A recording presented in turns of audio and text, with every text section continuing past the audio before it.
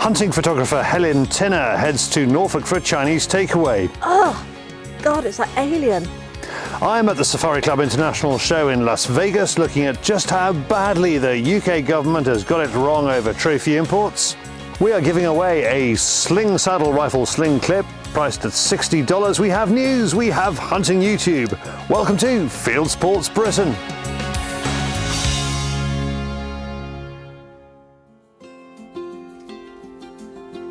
Today, professional photographer Helen Tinner fancies a Chinese.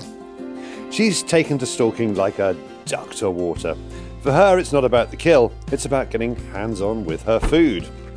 Absolutely, I'm just in it to eat what I shoot. Last month, Helen shot her first muntjac and turned it into a tasty meal. That muntjac has been really relished by my friends and family. I took it down to my sister's and we had the haunch of it, and we had it with her boyfriend and his mum who's 92, and we all agreed it was the nicest meat that we have ever tasted, and it just melted on the tongue. It was just incredible, really easy to cook. Today she's after a Chinese water deer, so we're out at dawn on the Norfolk Broads with professional deer manager and stalking guide Nathan Whitehead. It's sort of a perfect habitat down here for them. It's all arable ground, reed beds. Yeah, they seem to thrive down here.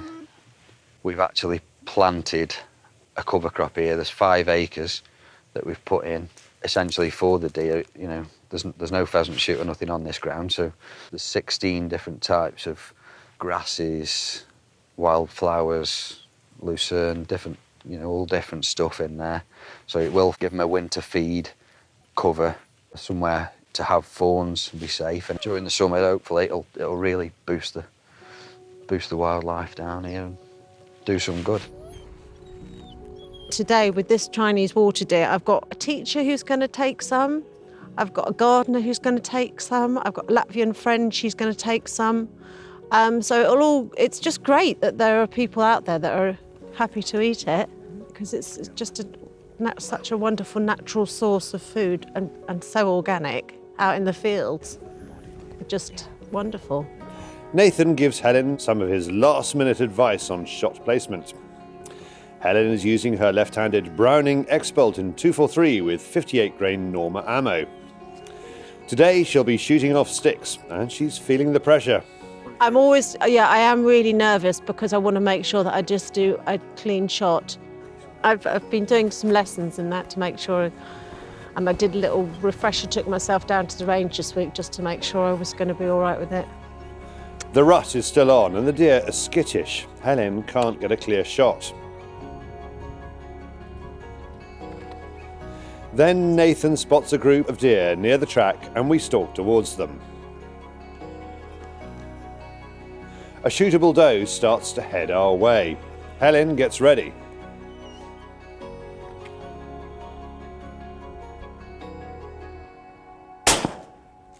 Helen shot the deer perfectly, broadside shot.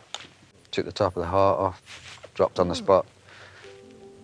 She's looking to do a level 1, so she's obviously interested in the whole process. Eventually she'll come to do a level 2, so she wanted to do the Grollock today, so just talked her through it as she's gone along and helped where help was needed. I can go quite far in. She's done a nice job. Again, it's getting closer to the beast that you're going to eat. Yeah. Having respect for the beast, and the more I can do, I just want to become as good as Nathan. Oh, God, it's like alien. Oh! We were saying whether to wear gloves or not, and although you are going to get blood in your hands, you've got that feel, you can feel your way around better, but yeah, we'll need to clean my hands. I couldn't do it without Nathan showing me the ropes from I would not have a clue at all. I know Nathan's got to go off in the afternoon, so I think we're going to just do a basic bit of butchering, and then it's back to the ranch where we will be like cutting it up a bit more, and I will be using probably some YouTube videos to help me, and the rest I'll just be giving away to people. My family wants some, so that would be great. it's really nice to be able to share that with people, and then they can get the enjoyment, and it's all about spreading the word. And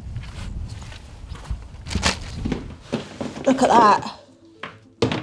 I've already got orders coming in from people coming around this afternoon for some of this. Helen does her best, finishing off the butchering of the carcass. That was the side that Nathan did, all nice. That was the side that I did. Not so good. Not so bad, but not as good, obviously. At last, it's the bit Helen's been looking forward to, the cooking. This is the liver. So what I'm going to do is I'm going to fry it quickly in some butter, add a bit of spice. That's it.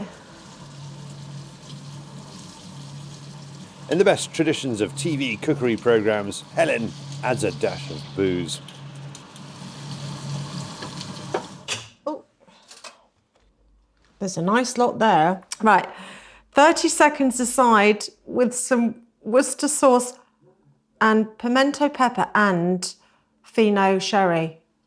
Sherry's the secret ingredient. I think that's the secret ingredient. Hopefully it's going to taste good. I think it's absolutely delicious. Yeah. Good. I hope you enjoy it. You can see examples of Helen's photographic work at helentinner.com. And if you want to go stalking with Nathan, email him at the address in the description below. Thank you, Helen. Now, if you're wondering where I'm filming today, I am in Florida on my way back from quail hunting and from the SHOT Show and SCI show in Las Vegas. We'll have more from the SCI show later in this show. We'll have the quail hunt and a future Fieldsports Britain. Next, from the Gulf of Mexico to David, who's in Sweden and has taken with him as hand luggage the Fieldsports Channel news stump.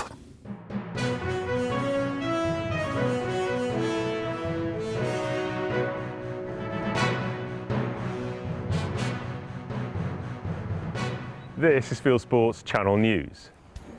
A UK government plan to ban hunting tourism imports is on hold. According to the Guardian newspaper, it says the same of a string of animal rights policies, including harsh sentences for dog thieves. Part of the problem for the government, says the newspaper, are prominent Conservatives campaigning for harsher sentences for fox hunters and causing a split in the party. Thanks to Steve Jones for that. The tabloid Mirror newspaper is calling hunting tourists bloodthirsty big game hunters. The newspaper claims there is mounting global outrage over trophy hunting, which provides millions of pounds in conservation in Africa every year. The Mirror also praised coronavirus for reducing the number of trophy exports from Africa, which was largely locked down over the past 2 years. Viewers of BBC's Winter Watch were apparently horrified when Chris Packham pondered whether a rat had been ripped apart. Minutes into the show, Packham wondered whether a rat the programme featured, that he names Ray, had been ripped apart or has just survived another day after an owl grabbed a rodent on a riverbank. The Express newspaper believes that viewers were fearful for Ray's future. In the end, it wasn't Ray. The future of fishing in Kent is again at risk after a proposed garden village in Maidstone. Fish Legal, the law arm of the Angling Trust, warns that Maidstone Council's plan to build 5,000 homes at Lenham Heath threatens the lives of fish in the River Stour. The objection is one of more than 2,000 responses the borough received after a public consultation. Fish Legal calls the plan inappropriate and unsustainable, as it hasn't considered the environmental impact downstream of the site. The Wildlife Trusts have reversed a decision to take over a lake in Essex after there was a mass fish death. Popular YouTube anglers Carl and Alex drew attention to the issue of the fish deaths in a video showing how they tried their best, along with other local anglers, to save them. The pair said in the video the council had more important things to do than save the fish, and the local Wildlife Trust would take over management of the lake. Carl told Fieldsports News that it's now not going to happen, which he said was a result. Wildlife trusts have a history of anti-angling policies, as we showed in our story about lakes in Sevenoaks, where they wanted to ban anglers but changed their minds after we released our video. Police in Gloucestershire are blaming coronavirus lockdowns for their sloppy response to gun licensing requests. A viewer sent us a letter they received from Gloucestershire Constabulary that said new licence applications would take a year, and the priority was renewals, which could take up to 2 months. They also asked for a letter from the applicant's GP proving they are medically capable of owning a gun. A shoot ended in tragedy after a bridge collapsed. A 73-year-old died when a bridge collapsed under a Polaris shooting vehicle, plunging 11 people into a river in Robundale, Lancashire. Brian Harwood of Penrith died at the scene. 2 other people were injured and police are investigating. And finally, anti-hunters in the US are trying to restrict beagle training and rabbit hunting in parts of the US. A bill introduced in New Hampshire in support of anti-hunting group Voices of Wildlife calls for an end to using rabbits to train beagles to hunt rabbits. It also advocates changes in laws controlling coyote hunting. President of the New Hampshire Beagle Club, David Price, told Project Upland that the bill's supporters are ignorant about beagle training and that it doesn't involve dogs chasing and killing rabbits, but it's based on scent and trails. Thanks to Mark Corney for that story. You are now up to date with Fieldsports Channel News. Stuck in the stories, fishing for facts.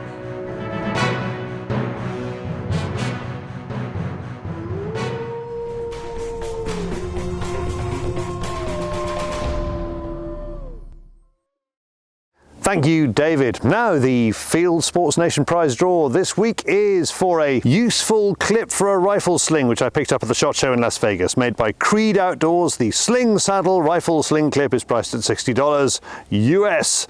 You can find out how to win it, plus all the other goodies we offer to our Fieldsports Nation supporters by signing up in the link in the description below.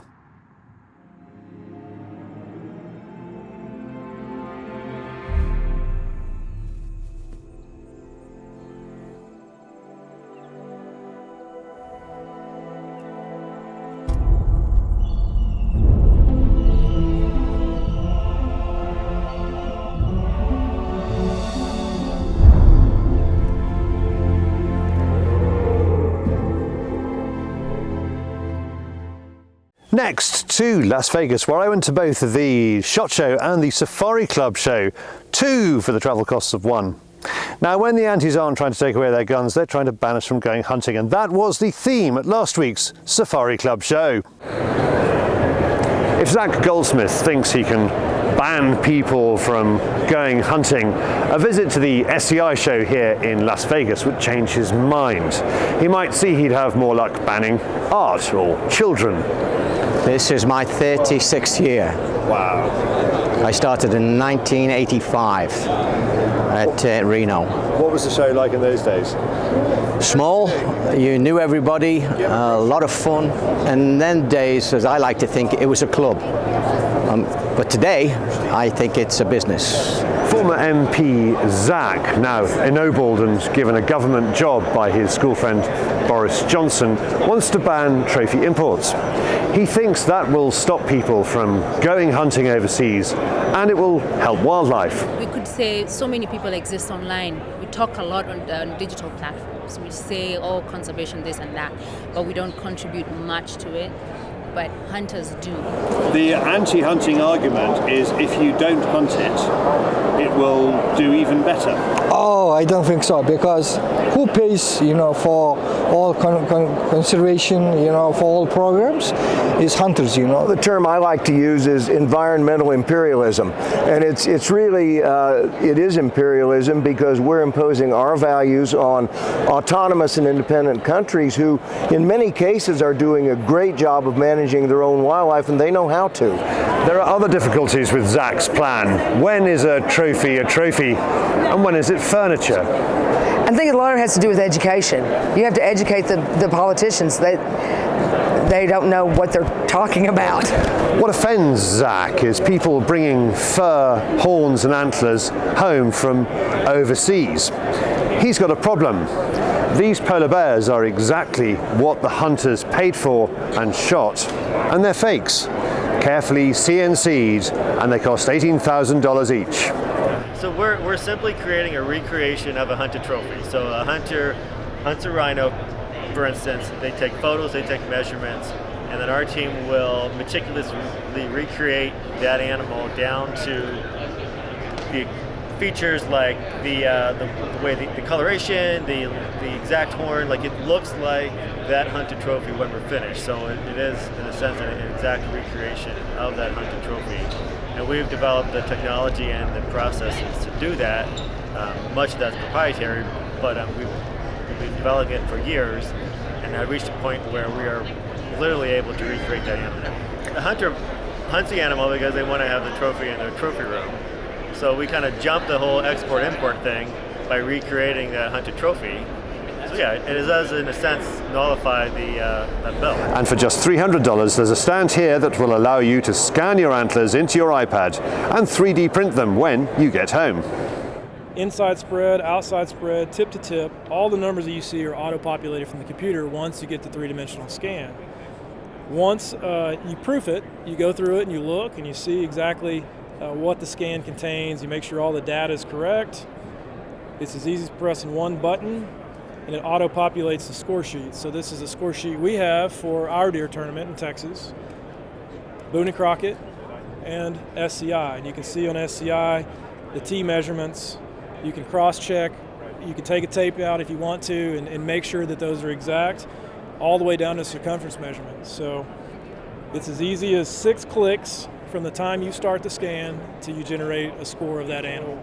If you ever want to produce another replica like that we've scanned here, this is an actual 3D print we've done, all the way down to jewelry of your actual animal. So we can make pendants, earrings, cufflinks, anything of your actual animal in 88 different materials once we have your three-dimensional scan.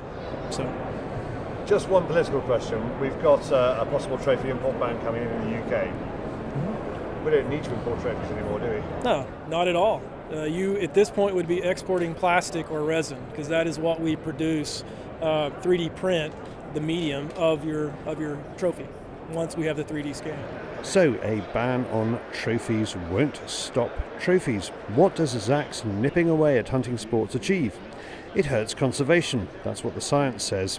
It hurts incomes in rural areas. We commit probably about £12,000 a year to attending American shows, but we wouldn't spend that if we weren't sure it brought a big return.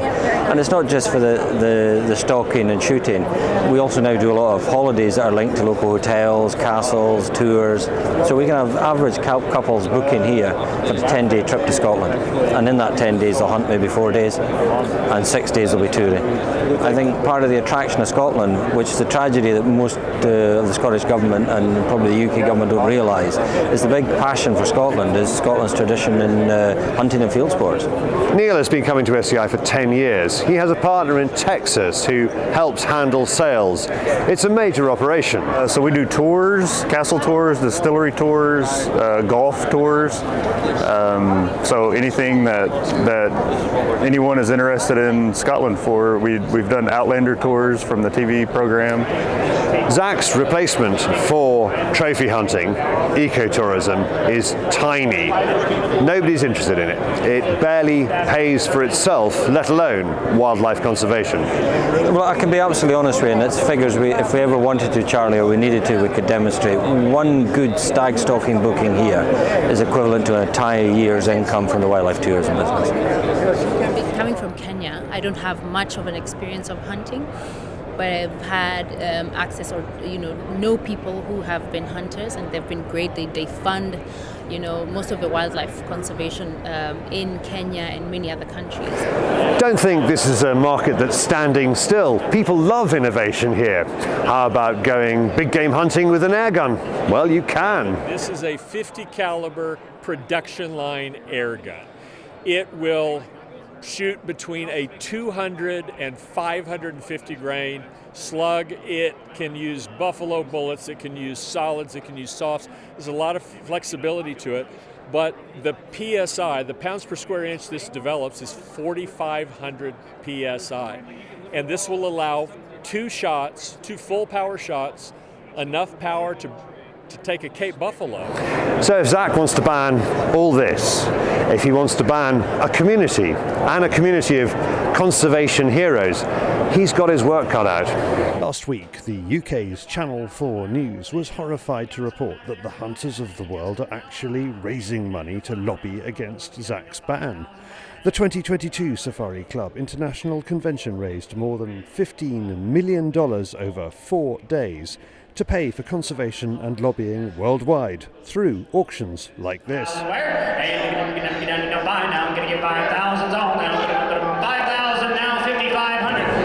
Zac knows all about money. He inherited lots of it.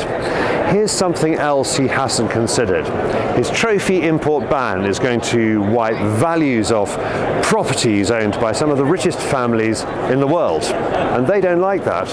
But whether you agree with it or you don't, if you take away an incentive of a buyer to buy something, whether it be a packet of polos or a $95 million property in Africa, they're less likely to buy it. And it's just that simple. I mean, so is it going to bring the industry to its knees? No. But if it passes in England, I fear that what will happen is it will sweep across Europe very quickly, as tends to be the case these days. Now, if you take Europe out of the picture, that will have a tremendous effect on countries like Africa. And the problem, the knock-on effect, is what people, I think, don't understand about big game hunting, certainly, but also just when a person goes to Africa, to Namibia perhaps, and buys a property of this kind of distinction, a lot of people benefit from that. And when somebody does go big game hunting, the fees that are tremendous. A lot of that money goes towards maintaining the ability for people to big game hunt, which means maintaining lots of healthy animals. Best thing Zac can do is drop it. His friend George Monbiot says he got it wrong about trophy hunting. If Zac doesn't, wildlife will suffer, poor people will suffer, and rich people will question the direction of the British government.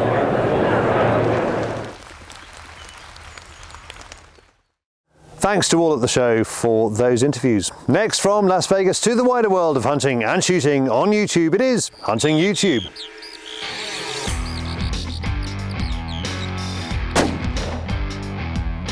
This is Hunting YouTube, which aims to show the top hunting and shooting videos that YouTube has to offer. Dave Carey is at one of my favourite shoots, the Mornicott shoot in Devon, owned by the Blowers family, and he gives it a 5-star rating. Impressions of a day's driven pheasants from Kenny Wilmett. They come high and fast in the stiff breeze in this short film. Dwayne from Wash Wildfowler Fieldsports and Robin from Team Foxer get stuck into some big rats on a small holding where there is plenty of rat food. Thanks Dwayne for sending it in. Thinking about a CZ457 thumbhole laminate in 178MR? Here is the new in-depth review on Chris Parkin's Fieldsports Channel. Shooting kit distributor Viking Arms puts out a destruction test on Streamlight torches, which they sell thanks to their marketing guru Meredith Grant, who's also our marketing guru. We lend her to them on Tuesdays for sending it in. Rostalker is doing what he says on the tin in Poland. He has to wait for 2 animals to separate before he takes what is a straight shot. In the UK, Mark Raglis is also on a rodeo management hunt on the Wild Jaeger channel. This is a promo for shooting sticks by 4 Stable Sticks. And finally, it's fun when a YouTube channel goes off the reservation and breaks down the fourth wall, if that isn't too much of a clash of metaphors. Here's a film sent in by Colin Stubbs. Thank you, Colin. For and about the people who leave angry comments below YouTube videos. That's it for this week. I've put all these films into a playlist for you. Click on the I symbol top right or check this film's description. If you have a YouTube film you would like us to pop into the weekly top 8, email me the link, charlie@fieldsportschannel.tv. And that's it for this week. If you haven't done so already, please whiz over to our website, fieldsportschannel.tv. You can click to like us there on Facebook and on Instagram. You can follow us on Twitter. You can subscribe to us on YouTube. Best of all, you can pop your email address into our register page on our website, fieldsportschannel.tv, and we'll send you details of this show. Fieldsports Britain, it's at 7 p.m. UK time every Wednesday. And this has been Fieldsports Britain. Good hunting, good shooting, good fishing, and goodbye.